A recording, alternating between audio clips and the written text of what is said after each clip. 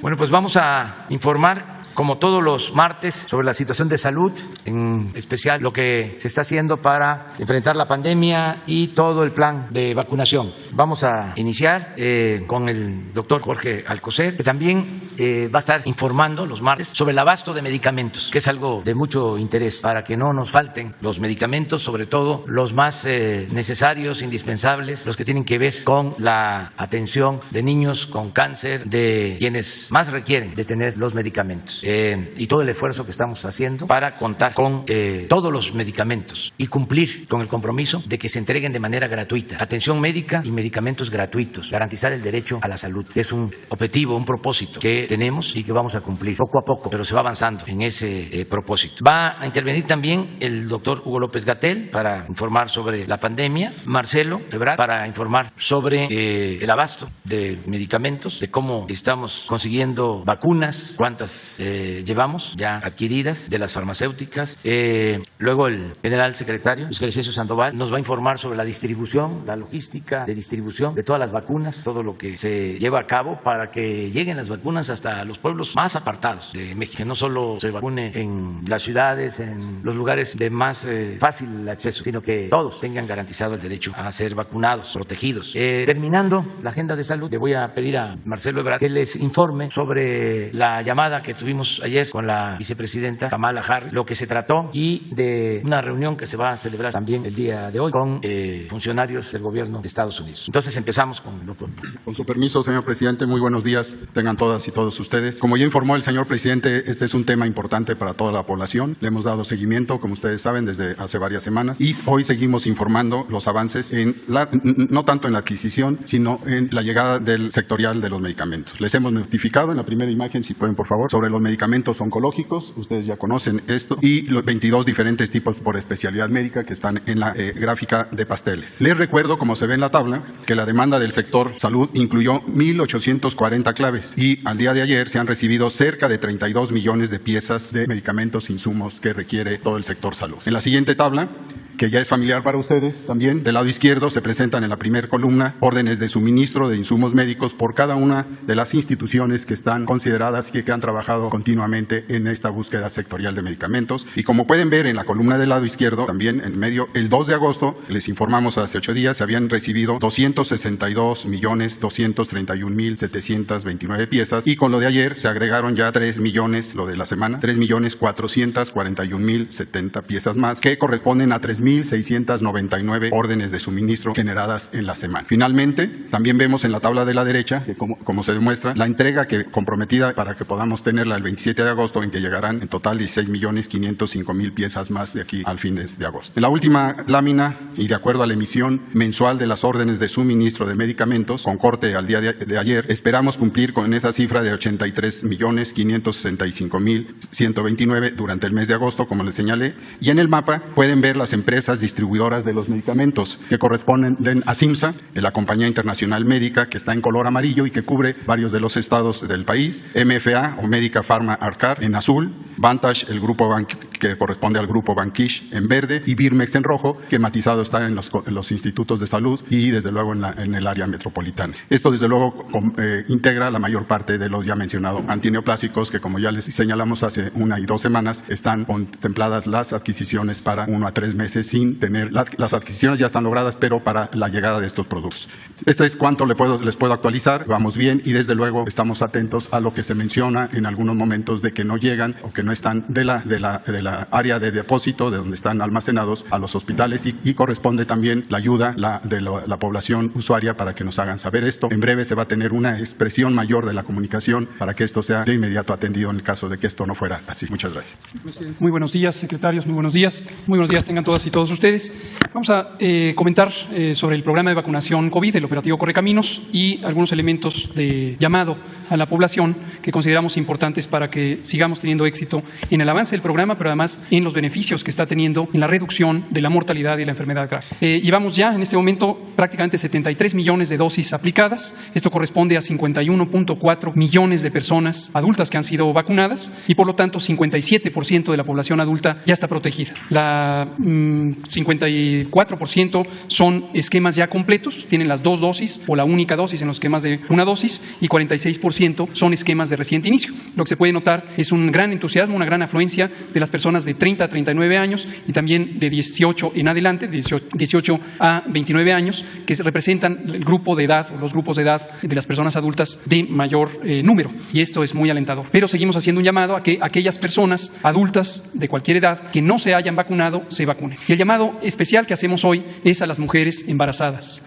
Desde hace varias semanas, meses, concretamente el 11 de mayo, abrimos la vacunación a mujeres embarazadas, precisamente porque se reconoce, en México se identificó, también en otros países del mundo, un mayor riesgo de complicaciones por COVID-19 en mujeres embarazadas. Y las vacunas son seguras para la mujer embarazada, son seguras para el niño o niña en formación. Recordamos esto porque hemos percibido cierta renuencia de mujeres embarazadas a vacunarse, o incluso de sus médicos y médicas a recomendarles la vacuna. Es muy importante que se vacunen, eso ayuda a protegerles cuando están en un estado biológico de especial susceptibilidad a las infecciones. Entonces, por favor, mujeres embarazadas que tengan 10 o más semanas de embarazo, vacúnense contra la COVID-19, esto ayudará a protegerles. Y vamos a mostrar, si es tan amable, dos gráficas que muestran de manera visual el efecto positivo de la vacuna en reducir la mortalidad por COVID y también la propia enfermedad. En estas dos gráficas, lo que vemos del lado izquierdo es la segunda ola de COVID, del lado derecho la tercera ola de COVID en México,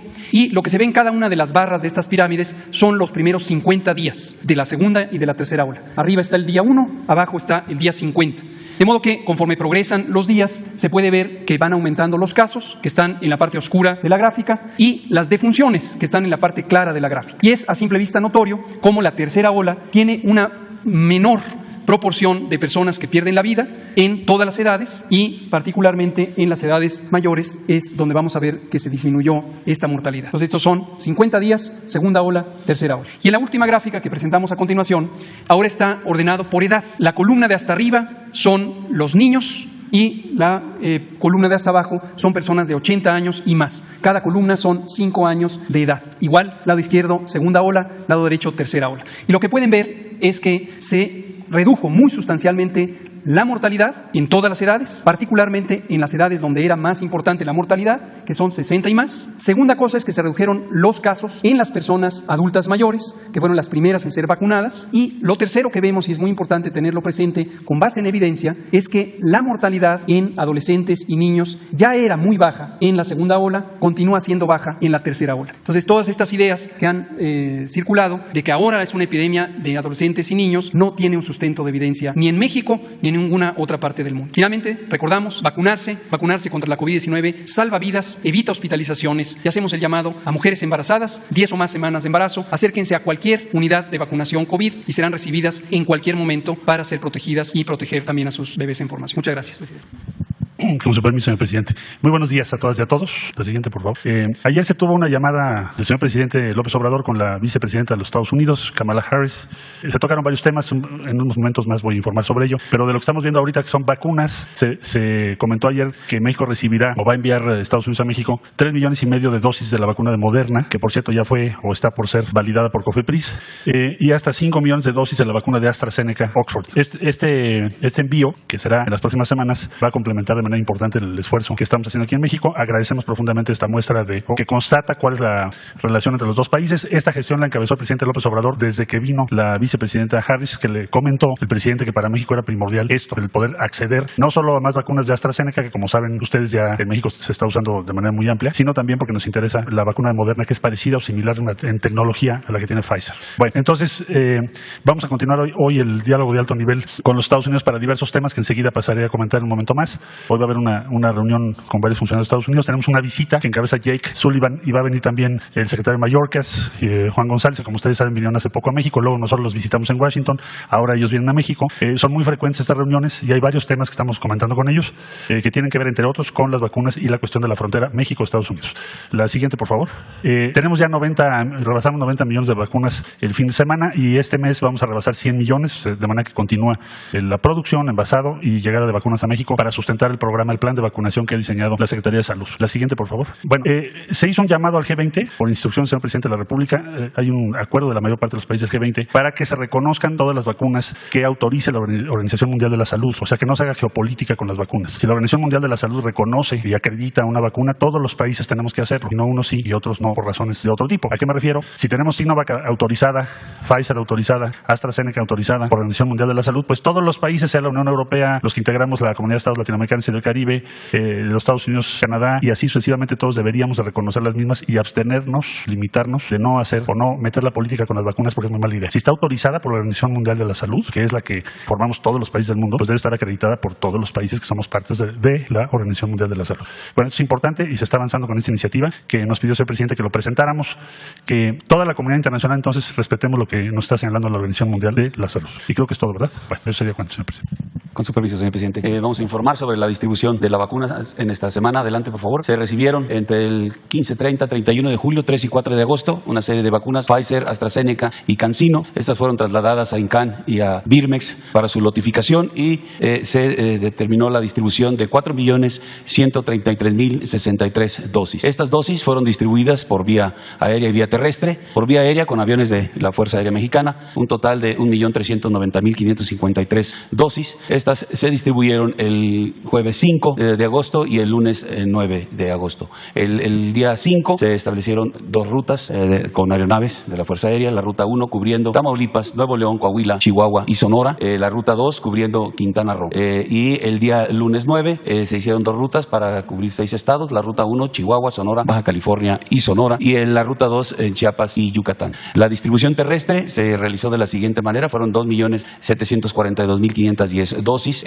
Se hicieron dos rutas el día jueves 5 de agosto, donde acudieron los estados a Birmex a recoger sus vacunas, que fueron Morelos y Puebla. El día sábado 7 se hicieron 7 rutas que también acudieron a Birmex, que fueron los estados de Querétaro, Ciudad de México, Estado de México, Morelos, Puebla, Hidalgo y Tlaxcala. Y dos rutas que salieron de Birmex hacia el estado de Veracruz y Tabasco, que fue esa la ruta 1, y la ruta 2 hacia Oaxaca. El lunes 9 de agosto se organizaron 5 rutas para cubrir 9 estados. En la ruta 1 se cubrió Michoacán y Jalisco, la 2 Guanajuato y Coahuila, la 3 San Luis Potosí y Nuevo León, la 4 Guerrero y la 5 Nayarit y Durango. A todas estas rutas terrestres se les dio la seguridad, como se ha venido haciendo, a través de fuerzas del Ejército, de la Guardia Nacional y de Marina. Adelante, en resumen, la distribución realizada 5, 7 y 9 de agosto fueron transportadas 4.133.063 dosis, 1.390.553 vía aérea y terrestre 742.510, perdón. La distribución abarcó a 29 entidades federativas. Se materializaron 37 movimientos terrestres con sus respectivas escoltas de seguridad, 18 movimientos aéreos con 25 horas y media de vuelos para la distribución a los diferentes lugares, empleando 1.126 hombres, 111 vehículos y 4 aeronaves. Es todo, señor presidente. Sí, con su permiso, señor presidente, para informarles los dos temas que aquí se mencionaron. Ayer hubo una llamada con la vicepresidenta Kamala Harris. ¿Qué temas se tocaron principalmente? Bueno, primero nos dio a conocer el respaldo del gobierno de los Estados Unidos a la estrategia que México está siguiendo para inmunización o vacunación, y por lo tanto nos anunció que se van a enviar esas vacunas que acabo de referir, 3.5 millones Moderna, acuérdense que son 2 dosis, y 5 millones AstraZeneca. Fechas de arribo por confirmarnos, pero esto ya es muy pronto, es decir, en el mes de agosto. En segundo lugar, se comentó la presentación que hizo el gobierno de los Estados Unidos de su estrategia para atender las causas de fondo de la migración, que eso está vinculado con la visita que tenemos hoy, que encabeza Jake Sullivan, con quien yo ya he tenido el gusto de reunirme, que es un asesor muy cercano del presidente de los Estados Unidos, y viene el secretario Alejandro Mayorkas, y también asesora de la vicepresidenta en la materia, que la acompañó a su viaje a México, y otros funcionarios de los Estados Unidos, como Juan González, que es el director senior para el hemisferio occidental en el Consejo de Seguridad Nacional, o Ricardo Zúñiga, que es el enviado especial para el Triángulo del Norte de Centroamérica, que también ya nos hemos reunido con todos ellos. Bueno, habrá hoy reunión de trabajo, pero el día de ayer comentó la vicepresidenta que ya habían presentado una estrategia o pasos que van a seguir para atender un argumento central que México ha venido insistiendo, que es, hay un diferencial evidente en nivel de ingreso, en riqueza relativa entre los Estados Unidos, México y los países de Centroamérica. Y también ahora hay una diferencia en cuanto al ritmo que va a tener la recuperación de la economía. Ayer la vicepresidenta Harris comentó con el señor presidente del plan que tienen para infraestructura y otras iniciativas en los Estados Unidos para lograr la recuperación recuperación económica lo más pronto posible. Incluso mencionó que son proyectos de trillones de dólares probablemente. Bueno, entonces esto va a acelerar ahora otro diferencial, que es la diferencia en la capacidad o velocidad de la recuperación económica de los países que acabo de mencionar. Es decir, Centroamérica está en una circunstancia, Estados Unidos está en otra, en donde evidentemente en Estados Unidos van a ir mucho más rápido. Bueno, entonces resulta muy pertinente revisar y conocer cuál es la estrategia que efectivamente ya anunció la vicepresidenta Kamala Harris. Es importante que venga una delegación de este nivel para conversar con nosotros sobre ese tema. Eso no es usual, pero también nosotros mandamos una delegación hace apenas 2 semanas a Washington. Entonces no es usual que haya un contacto tan frecuente, pero lo vemos muy positivo porque habla de la intensidad y capacidad del diálogo entre los dos países. Entonces se va a tocar también este tema de la migración, la estrategia que Estados Unidos plantea, lo que México piensa. Luego, el otro tema también que es muy importante tiene que ver con la frontera, porque México ya, como ustedes saben, se ha venido informando aquí en la mañanera, tuvo un avance muy importante en la vacunación en toda la frontera norte y vamos a dialogar con el secretario Mayorkas, que es quien tiene a cargo este tema, para ver cuándo podemos reabrir lo que son las actividades que ellos consideran que no son esenciales, reabrir a una actividad o un flujo normal. Eso es lo que se quiere hoy también conocer. Ya se tuvo una reunión, hoy vendría siendo pues una reunión más, pero vamos a ver qué es lo que nos dice. Otro tema que se va a tratar muy relevante, que el señor presidente ha estado insistiendo en él, es que se retome el diálogo económico de alto nivel entre México y Estados Unidos. Este diálogo ya no se ha llevado a cabo desde el año 2016, 5 años. ¿En qué consiste ese diálogo? Bueno, ustedes recordarán que cuando vino la vicepresidenta, el presidente López Obrador le dijo a México le importa mucho que hagamos una estrategia común de recuperación después de la pandemia, o si no ha terminado la pandemia, pues cuando estemos saliendo de la pandemia por merced a la vacunación. Entonces ese diálogo se va a llevar a cabo en los primeros días de septiembre, ya muy pronto, y es otra materia de las que hoy vamos a hablar. De parte de México está participando de manera muy destacada, por supuesto, la Secretaría de Economía a cargo de Tatiana Cloutier, la Cancillería que apoya este diálogo, porque evidentemente es crucial para México, la Secretaría de Hacienda y Crédito Público, y probablemente habrá desde luego otras dependencias que participen. Entonces, ¿cuál es el objetivo en síntesis de ese diálogo de alto nivel? Compartir cuál es la visión que tenemos de los próximos 3 años de ambos gobiernos, qué debemos hacer para mejorar la infraestructura entre los dos países, acelerar el crecimiento económico tanto en México como en Estados Unidos y en particular el énfasis en la zona sur de nuestro país, que también sea incluida pues en las iniciativas que podamos tener junto a los dos países. Va a ser para septiembre, o sea que ya es pronto. Todo esto que estoy explicando ahorita son los temas que ayer de manera corta pero sustanciosa pudo conversar el señor presidente de la República con la vicepresidenta Harris y que hoy vamos a tener la plática con los funcionarios que yo les acabo de referir, que solo mencioné a quienes encabezan, pero es una delegación de 8 altos funcionarios de los Estados Unidos que estarán el día de hoy en la Cancillería. Vamos a tener una especie de una comida a las 2 de la tarde. En la tarde, Jake Sullivan va a tener, junto con su servidor, una breve entrevista con el señor presidente, un saludo, es una deferencia, dado que es el funcionario de más alto nivel que viene, con la representación del presidente de los Estados Unidos.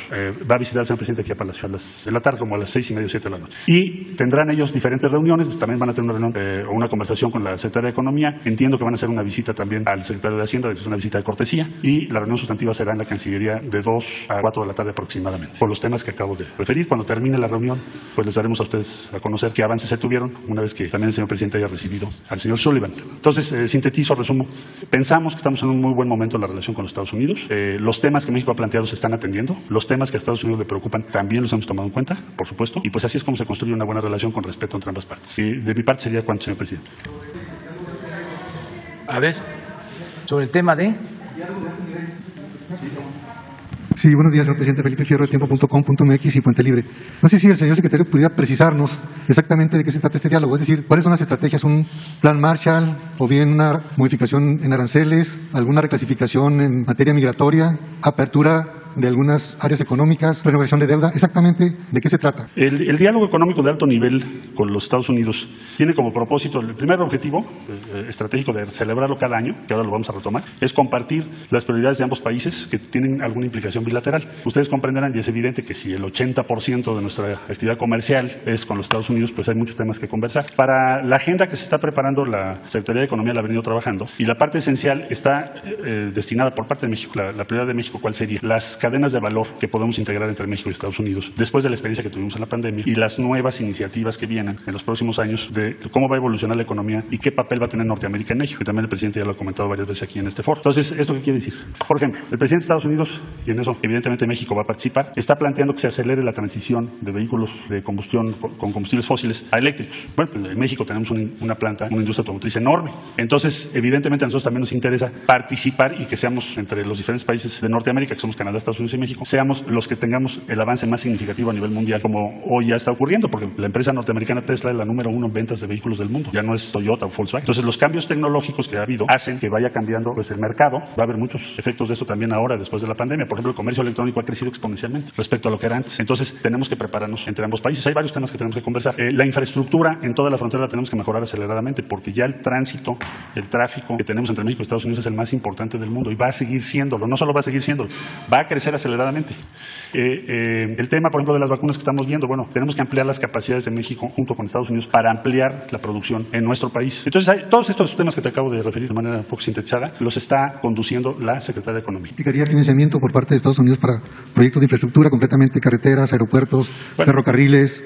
Vamos a tener, ahí es uno de los planteamientos que vamos a hacer, que es retomar lo que fue el espíritu original del Banco de América del Norte, que como ustedes recordarán se logró ahora fondearlo cuando fueron las negociaciones del Tratado de Libre Comercio, su nueva versión, se acordó que se va a fondear, pero vamos a ver esto en el marco de esa reunión, de ese diálogo, porque es una de las preocupaciones que México tiene. Para poder ir a la misma velocidad, pues necesitamos también tener más recursos en la zona fronteriza. Yo creo que es un diálogo que va a ser muy productivo, que el presidente nos ha pedido que organicemos. Sabemos que ocurrirá en septiembre, los primeros días de septiembre, daremos ya detalles por parte de la Secretaría de Economía y Relaciones Exteriores, pero la agenda la está organizando la secretaria Tatiana Cloutier y seguramente habrá muchos temas importantes. No, entonces es algo como el Plan Marshall o Alianza para el Progreso. No, no tiene que ver con eso, esto es otra cosa. Esto es como la actualización del tratado.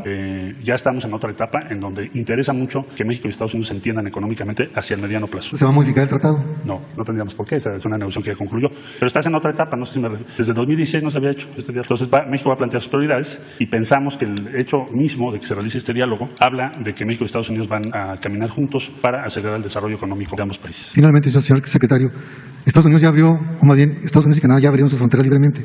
México no. Exactamente cuál es el problema. Ya lo han tratado muchas veces, pero como que no se entiende exactamente cuál es el problema. ¿Por qué no hay libre tránsito? Estados Unidos, ahora que surgió el tema, primero hay que ver que las fronteras son muy distintas. Tampoco tienen una apertura completa, sigue habiendo muchas restricciones. Pero en el caso de México y Estados Unidos, hoy vamos a tratar ese tema y vamos a escuchar qué es lo que nos dice el secretario Mayorkas, con quien pues a eso viene. Y además le agradecemos que venga a eso, entre otras cosas, a hablar de ese tema. Y hoy lo sabremos, se los daremos a conocer más tarde. Muchas gracias. Hasta donde entiendo sí, pero tendremos que ver en estos próximos días cuáles son las condiciones específicas. Muy bien, a ver, vamos, ustedes dos. ¿Me permites antes? Sí, claro. Quiero expresar mi solidaridad con la periodista Azucena Uresti por la amenaza que recibió de una de las organizaciones de la delincuencia. Quiero decirle que cuenta con nosotros desde que me enteré de instrucciones para que se le atendiera. Ya se estableció comunicación con ella. El subsecretario Alejandro Encinas la atendió y ya se estableció un mecanismo de protección. Repruebo completamente esas amenazas. No admitimos que se actúe de esa forma. Y vamos a proteger a Azucena y vamos a proteger a todos los mexicanos. Es nuestra responsabilidad, la protección de los mexicanos, que no sean dañados, que no sean intimidados, que no sean amenazados por nadie. Y solo recordar que nosotros estamos combatiendo en los hechos la corrupción y la impunidad. Ya no hay, como era antes, protección para ningún grupo de la delincuencia de cuello blanco o de la delincuencia organizada. Ya la autoridad no está al servicio de las mafias. De modo que reitero mi solidaridad a esta periodista, Azucena Uresti, y a todos los periodistas, con la garantía de que siempre nuestro gobierno va a proteger a quienes llevan a cabo este oficio, quienes se dedican al noble oficio del periodismo, y a todos, dirigentes sociales y a todos los ciudadanos. Es nuestra responsabilidad y la asumimos. Quería yo dejar de manifiesto este apoyo a esta periodista del periódico Milenio, de la radio y de la televisión y del periódico. Vamos a estar junto a ella, apoyándola, protegiéndola. No está sola. Eso es todo lo que quería comentar. Muy bien, vamos con esos comentarios. Gracias. Buenos días.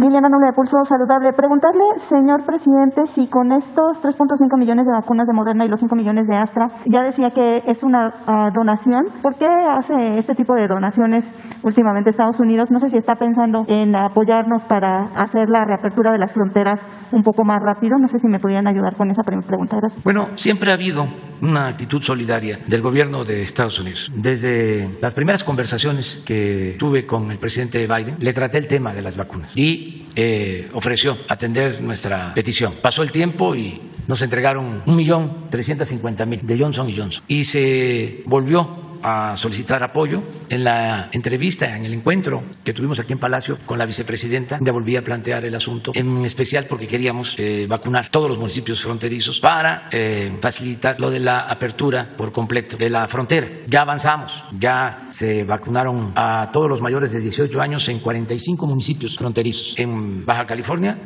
con una dosis de Johnson & Johnson. Todos ya están en Baja California, en Tijuana, en Mexicali, igual que como están vacunados del otro lado de la frontera, en California. Y también en municipios de Sonora, y hasta ahí nos alcanzó la vacuna Johnson & Johnson. Y a partir de ahí empezamos a utilizar la Pfizer y se terminó ya de vacunar. Hasta Matamoros, toda la frontera. Ahora estuve en Ciudad Juárez y se aplicaron en una semana cerca de 500,000 vacunas. Y ya se tiene el plan para la aplicación de la segunda dosis, que yo creo que en una semana, en 10 días, se comienza a aplicar. Y a más tardar en un mes se tiene con 2 dosis toda la frontera completamente, después de 18 años. Entonces, ahora, ayer me informó la vicepresidenta de que habían tomado esa decisión de ayudarnos con estas vacunas, que son 8.500.000 dosis. Por cuestiones de forma y de estilos, pues no se pregunta, ¿no?, en calidad de qué vienen las vacunas, o por lo general son donativos. Pero como lo mencionó Marcelo, vamos a esperar. De todas maneras, agradecemos el gesto y yo pienso que sí van a ser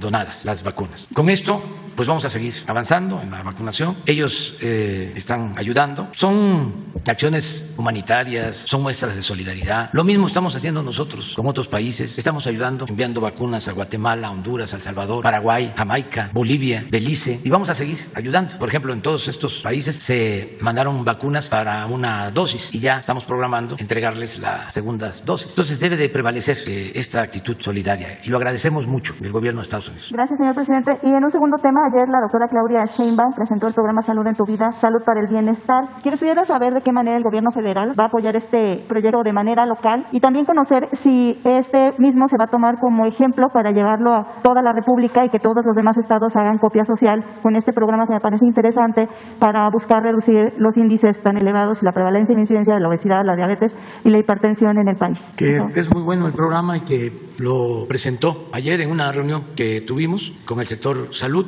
y pues coincide con lo que se está haciendo en otros estados y lo que está haciendo el gobierno federal. Y yo creo que es lo básico, lo elemental, el que se opte por prevenir en vez de curar, que tenemos que curar, pero lo mejor es que la gente no se enferme, que no nos enfermemos, y para eso ayuda mucho el cuidado que tengamos en la alimentación, que nos alimentemos bien, que como lo hemos dicho varias veces, no significa comer cosas extravagantes, exóticas, caras, sino comer todo lo que nos nutre.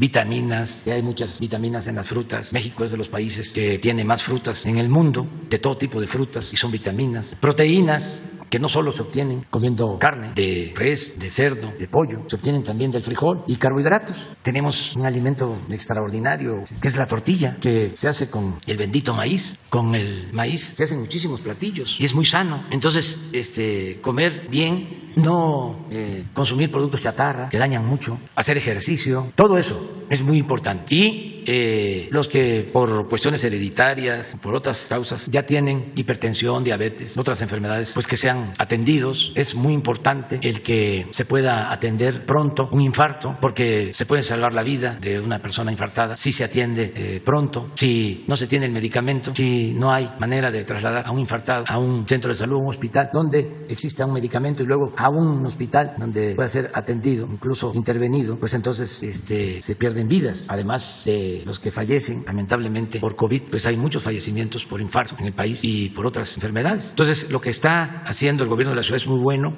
y es acorde con lo que lleva a cabo el sector salud del gobierno federal y lo que ya están llevando a la práctica en otros estados de la República. Entonces nosotros vemos muy bien estas iniciativas. Finalmente, señor presidente, el viernes pasado, cuando se dio a conocer el semáforo de riesgo epidemiológico, hay por ahí una diferencia, no sé si es correcto utilizar esta palabra.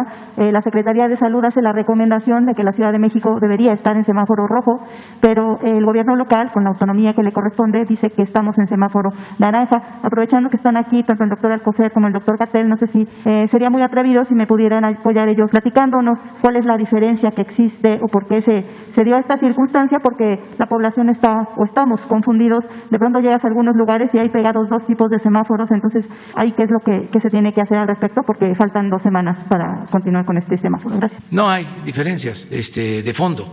Ya se decidió, porque corresponde al gobierno de la ciudad, que se tiene semáforo naranja y eso es lo que se está llevando a cabo. Lo importante es que no hay tantas restricciones, porque lo cierto es que ya es momento de que nos cuidemos, de que nosotros mismos nos cuidemos. La pandemia sacó, en algunos casos, el afán autoritario, el propósito de imponer. Bueno, se llegó a decretar hasta toque de queda. Les comentaba yo en una ocasión que en un estado de la República se abrieron los restaurantes, pero a los adultos mayores solo les permitían ir al restaurante hasta las 5 de la tarde. Y cosas así, ¿no? Es como lo de la escuela. No quieren que vayan los muchachos a la escuela, pero ¿cómo sí podemos ir a los centros comerciales o a otras actividades? ¿Por qué no a la escuela? Entonces hay que darle su lugar a la gente. El pueblo es mayor de edad, no hay que estarlo tutelando y mucho menos estarle diciendo está prohibido esto o no hagas esto. Nada por la fuerza, todo por la razón y el derecho. Y claro que hay discusión en el gobierno, hay discrepancias en todos lados del gobierno, y está permitido, no está prohibido, porque es un gobierno democrático, no es un gobierno autoritario, pero ya se resuelven las cosas siempre poniendo por delante el interés general. Gracias, buenos días. Shaila Rosagel, corresponsal del Grupo Gili, El Imparcial de Sonora,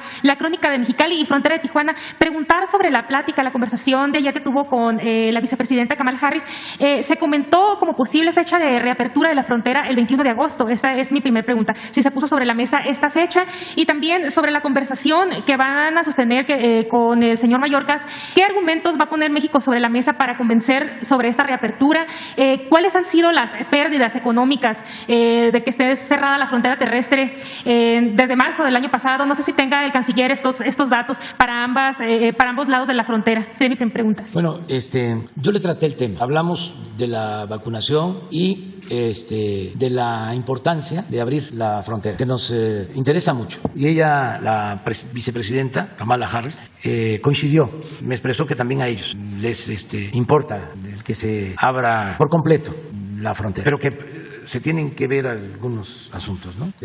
Noté que hay voluntad de parte de ellos, no hay la decisión de cerrar o de mantener abierta solo parcialmente la frontera, solo para cuestiones básicas, fundamentales. Lo expresó, fue una muy buena conversación, es una servidora pública, una funcionaria del gobierno de Estados Unidos, vicepresidenta de Estados Unidos, muy sensible, muy respetuosa, muy eficaz. Fue muy buena la plática de ayer. Entonces, ya los detalles se van a tratar hoy. Esta plática telefónica fue como una introducción, como un prólogo a la reunión de hoy, donde ya se van a ver los asuntos a detalle y hoy mismo se va a informar terminando la reunión. No sé si el canciller nos pueda comentar un poco sobre cuál va a ser la propuesta de México en concreto al señor Mayorkas para la reapertura, qué argumentos, y sobre las pérdidas, si tienen datos de cuánto ascienden las pérdidas de que esté cerrada la frontera terrestre a las actividades no esenciales. Pues, con mucho gusto. Bueno, hay diferentes estimaciones de la Secretaría de Economía por lo que hace a México, pero la afectación principal es a Estados Unidos. O sea, el impacto mayor, y esa cifra no la podemos calcular fácilmente, pero digamos que sí tenemos argumentos por el lado económico, que es el fondo de tu pregunta, para hacerles ver la conveniencia de que ya se regularice la situación. Claro está que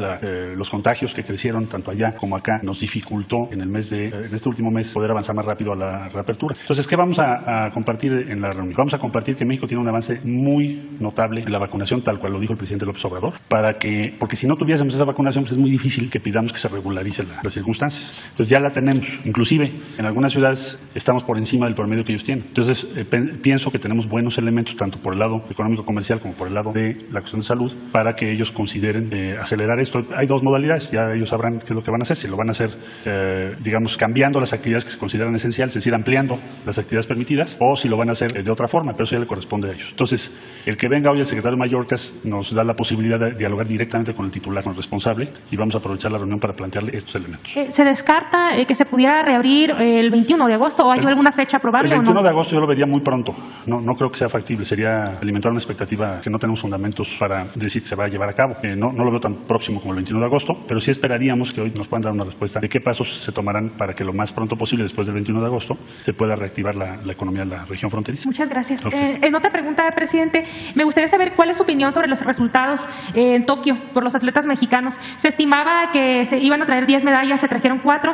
¿Cuál es su diagnóstico del deporte en México y qué va a hacer el gobierno para mejorar el Bueno, yo quiero expresar mi reconocimiento a la delegación que nos representó en Tokio. Ellos hicieron todo su esfuerzo, se aplicaron a fondo, merecen respeto y los resultados pues tienen que ver con una serie de factores. No se puede culpar a los deportistas. Repito, ellos se aplicaron y vamos a recibirlos bien. Voy a reunirme con ellos, se les va a entregar un reconocimiento a cada uno.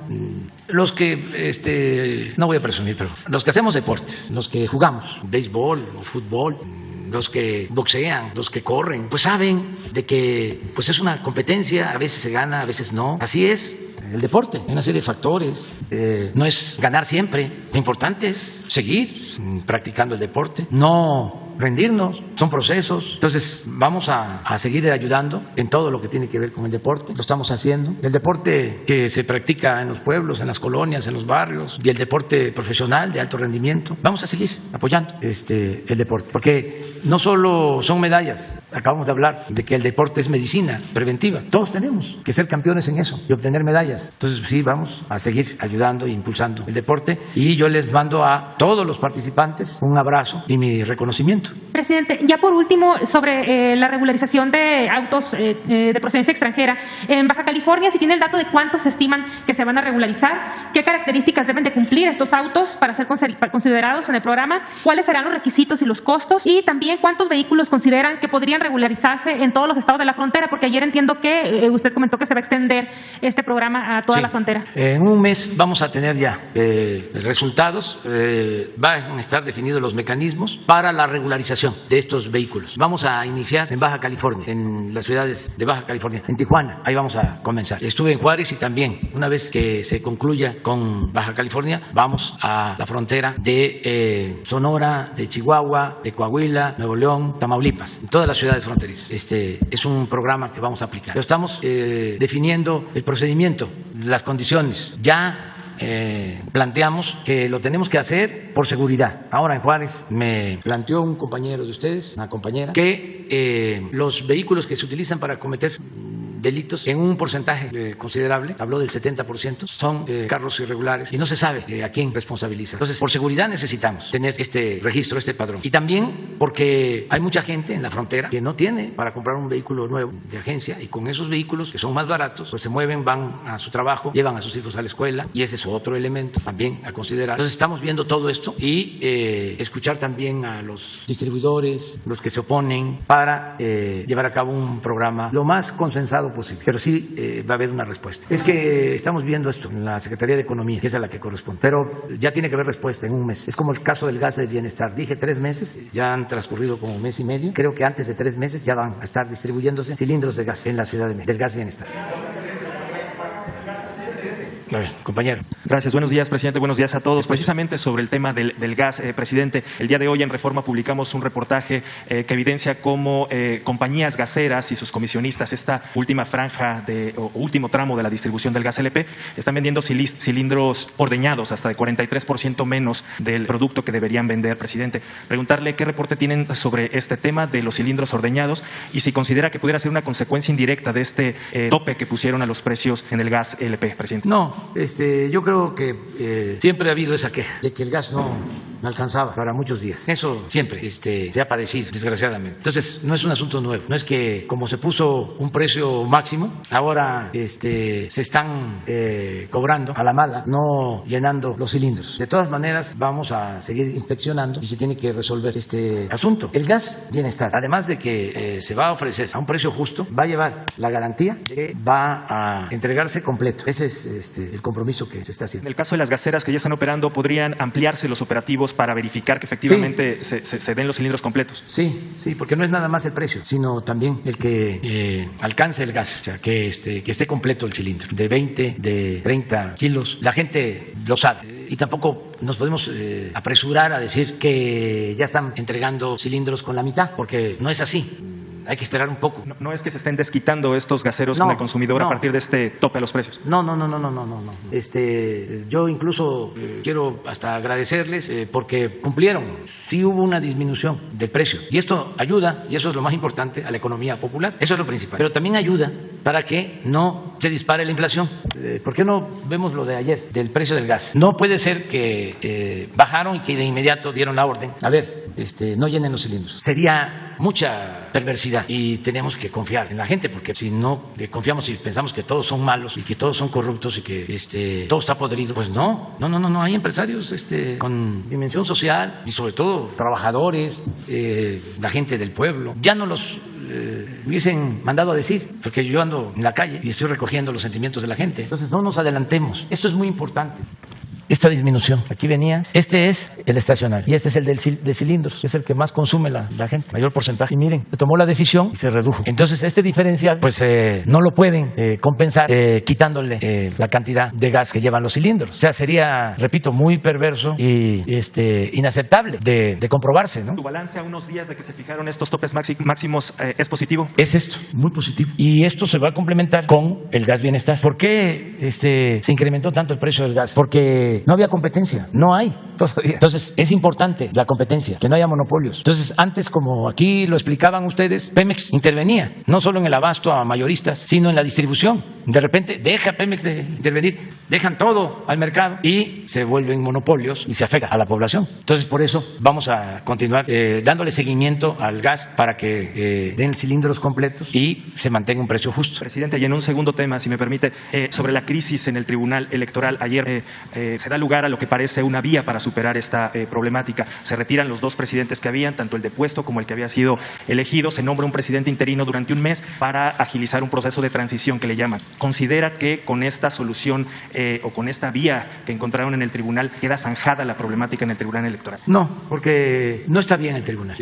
No han demostrado actuar con rectitud. A mí me decepcionaron y tengo pruebas. Cuando resolvieron cancelar las candidaturas en Michoacán y en Guerrero, actuaron bajo consigna, no actuaron como jueces. Incluso cayeron en contradicciones garrafales. Nada más que ya no hay ninguna otra instancia. Pero recuerdo, primero dijeron que la sanción del Instituto Electoral era excesiva y que no se le podía quitar la candidatura al aspirante de Michoacán y al aspirante de Guerrero. Entonces se regresan el expediente al INE. En el INE vuelven todavía más dura la sanción, porque creo que le agregaron dolo. Entonces la regresan y ellos, en franca contradicción a su primera resolución, resuelven quitarle las candidaturas al aspirante de Guerrero y al aspirante de Michoacán. ¿Qué hubo ahí?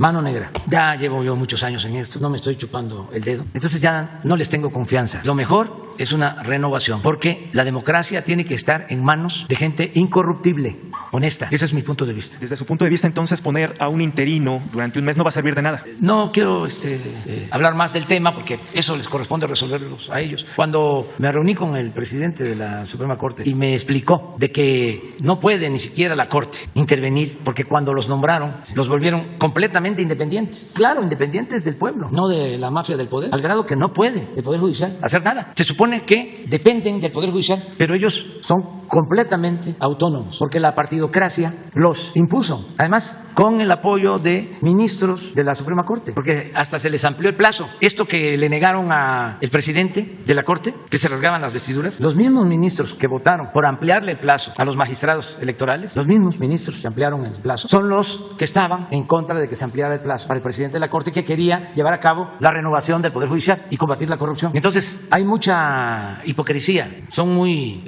falsarios. Entonces se requiere gente, se requieren ciudadanos honestos, íntegros, en todo el Poder Judicial, en el Poder Ejecutivo, en el Poder Legislativo. Aquí cuánto nos ha costado y todavía no terminamos de limpiar. Si desde que llegamos estamos limpiando y no terminamos, pues imagínense cómo está el Poder Judicial, que todavía no han empezado.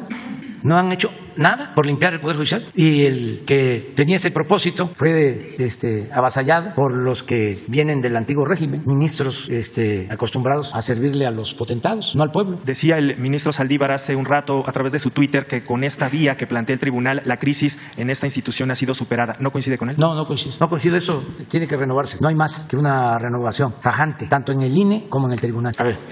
Bueno, le dije a él, compañero.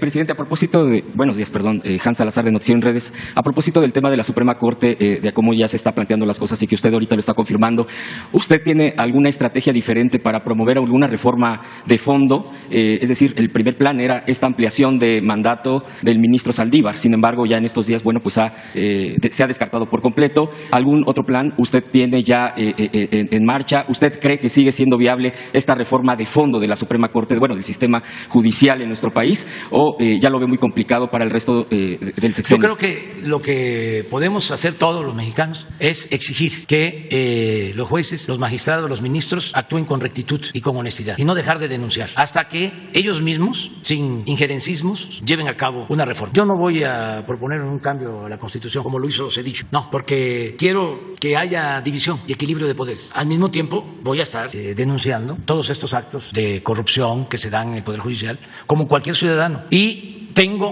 la esperanza de que despierte el Consejo de la Judicatura y que asuma un papel más activo, porque ese consejo es el encargado de vigilar la conducta de jueces, de magistrados, de ministros, de conformidad con la ley. Entonces ellos pueden avanzar para moralizar el Poder Judicial, para purificar el Poder Judicial. En el caso de los ministros no veo, la mayoría no quieren el cambio, no veo que haya voluntad. A lo mejor me equivoco, ¿no? Y ojalá y me equivoque, pero no los veo con interés de hacer justicia. Tienen una concepción, en el mejor de los casos, muy ortodoxa en la aplicación de la ley. No son capaces de entender de que la ley se hace para la gente, que la gente no puede someterse a la ley. La ley está hecha para beneficiar al pueblo, para proteger al pueblo. Menos van a estar pensando como Morelos, que decía que haya tribunales que protejan al débil de los abusos que comete el fuerte. ¿Ustedes creen que ellos coinciden con eso? Nada más están al servicio del fuerte. No protegen, no ayudan a los débiles, a los pobres, a los que no tienen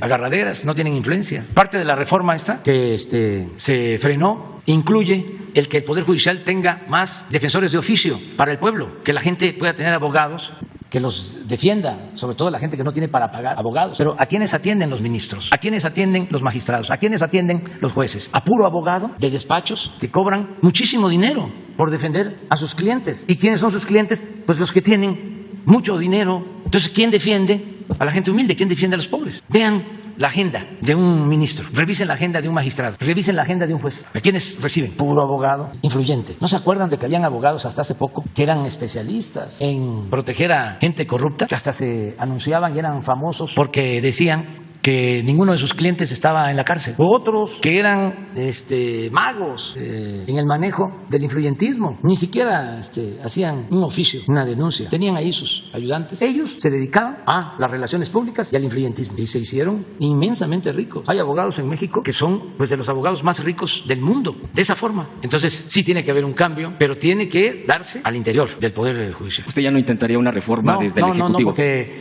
yo tengo que optar entre inconvenientes. Dicen que el que mucho abarca, poco aprieta. Entonces yo voy a lo que más importa al pueblo. Esto es importante, pero no me voy a desgastar en algo que es muy difícil. Pero en el electoral sí intentaría esa reforma. En el electoral sí, ya planteé de que voy a presentar una reforma, una iniciativa de reforma constitucional. Apenas el presidente del INE, precisamente Córdoba, dijo que sí, pero que ellos sí piden intervenir en esa participación de la reforma. ¿Usted qué opina? Yo presento al Congreso, de conformidad con mis facultades, la iniciativa, y en el Congreso las comisiones correspondientes analizan, hacen consulta y deciden. Para eso están los diputados y los senadores. Yo tengo la facultad de presentar iniciativa y lo voy a hacer. ¿Pero usted cree que Lorenzo Córdoba tenga esa calidad, después de la calidad moral, después de toda esta circunstancia de cómo ha sido catalogado el INE, de participar, intervenir? Pero todos pueden participar, no se le puede negar a nadie la participación. Yo voy a presentar lo que considero se debe de hacer para hacer realidad la democracia en el país y acabar con la simulación de una vez y para siempre, y que podamos tener una auténtica, una verdadera democracia. Que no siga pasando esto que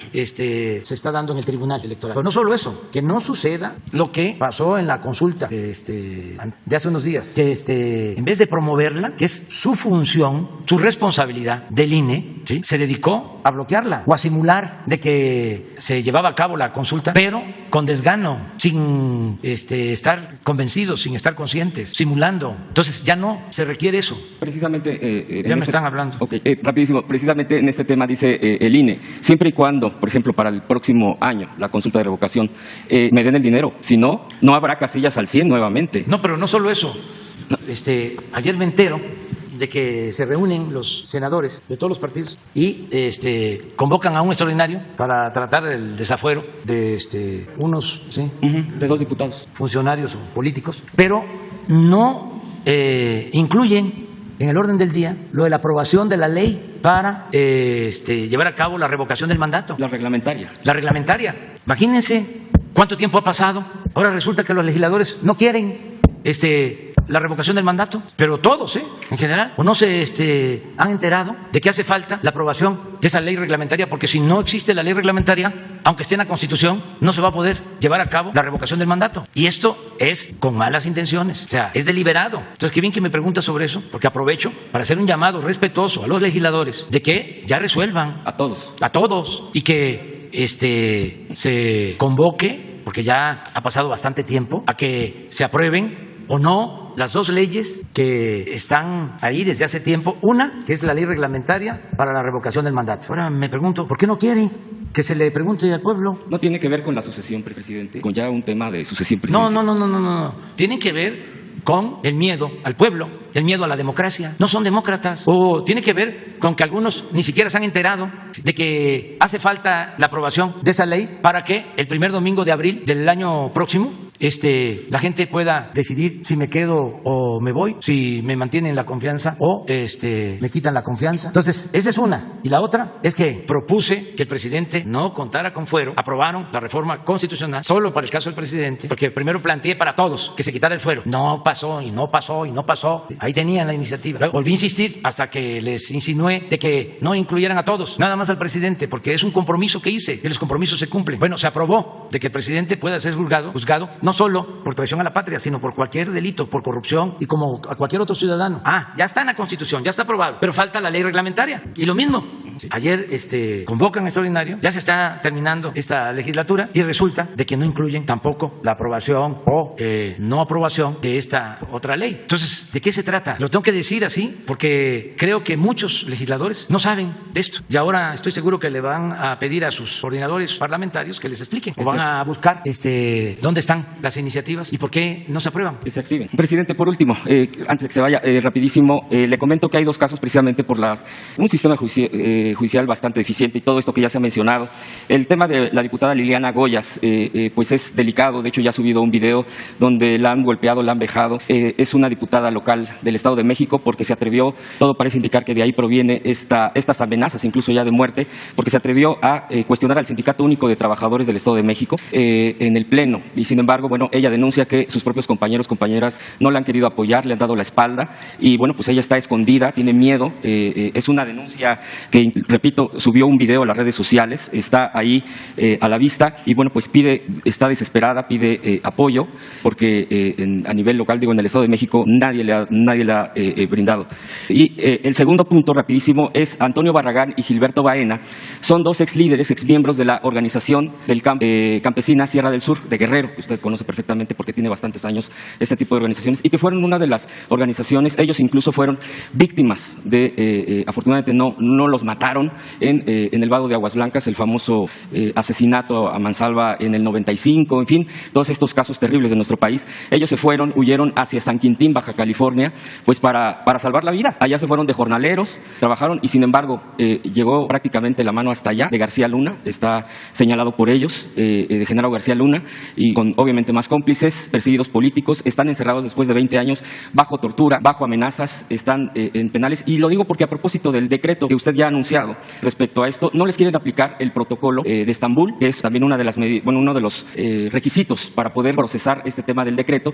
Y yo le preguntaría, presidente, cuando las autoridades se niegan a esto, en el propio decreto vendrá este tipo de circunstancias para poder atender estos casos olvidados, porque quizá a veces no son tan mediáticos, no son presentados. ¿Qué va a suceder con estos casos, presidente? Serían los 2 que yo le expongo y le agradezco que me haya dado pues la es palabra. oportuno porque hoy me presentaron ya el proyecto de este decreto que lo elaboró la secretaria de Gobernación en coordinación con la secretaria de Seguridad Pública, y entonces vamos a que se tome en cuenta esto que estás planteando de cuando no se quiere hacer esta prueba, esta práctica, que procede que en el caso de la iniciativa se incluya. Y lo otro, acerca de la legisladora, pues le pedimos pues a la encargada de atención ciudadana, Leti Ramírez, que nos ayude para que con Alejandro Encinas, ¿sí?